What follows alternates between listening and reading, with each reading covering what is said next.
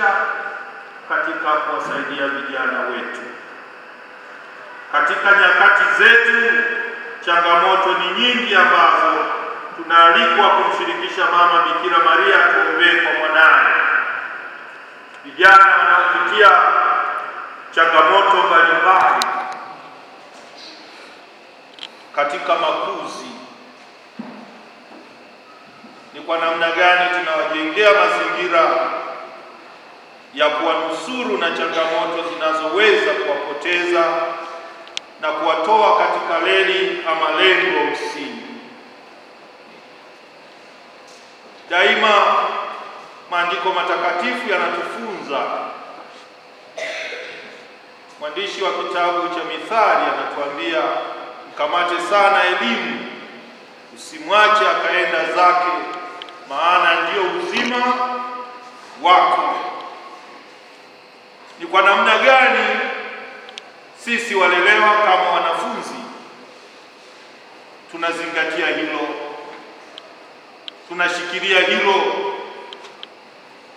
Ni kwa namna gani katika makuzi na malezi sisi tulio na dhamana kama walezi na walimu tunatambua mahitaji ya ulimwengu tunaouendea, ambao unadai baadhi ya skills ambazo ni za msingi kwa wanafunzi wetu? Ama tunafundisha kwa mazoea, tunafundisha kama kawaida? Je, tuna target, tuna kigezo katika namna tunavyowalea na kuwasaidia watoto wetu? Katika nyakati zetu tunaambiwa kwamba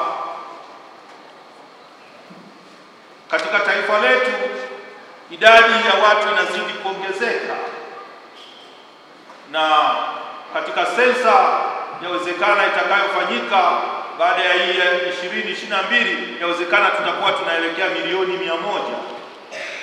Sasa milioni 100, je, kama sasa tuko karibu 60 kitu kuelekea 70, kama hakuna ajira, sisi tunafanya nini? Tunatambua mahitaji, tunatambua fursa zilizopo ambazo tunapaswa kuziangalia kama kanisa, kama taasisi za kanisa, ambao tunapaswa kuwapatia ukombozi ambao ni mkamilifu hawa tulio nao katika taasisi zetu. Tunaalikwa kuchangamkia fursa ya kujifunza stadi mbalimbali ambazo zitaendana na mahitaji ya ulimwengu. Ninyi wanafunzi, haitoshi tu kwamba kupambana kusoma na ukapata cheti mwisho wa siku, lakini unapaswa kujipambanua katika kundi la watu walio wengi. Na ndio maana katika Economic World Forum wanasema kuanzia mwaka 2027 katika watu 100, watu 44 yawezekana watakuwa stadi zao, ujuzi wao utakuwa ni useless. Kwa namna gani wewe unaposoma unajibidisha kuhakikisha kwamba unabaki katika wale 66 watakaobaki sokoni? Na wanasema skills ambazo ulimwengu katika miaka mitatu ijayo utakujali, moja wapo ni personal skill,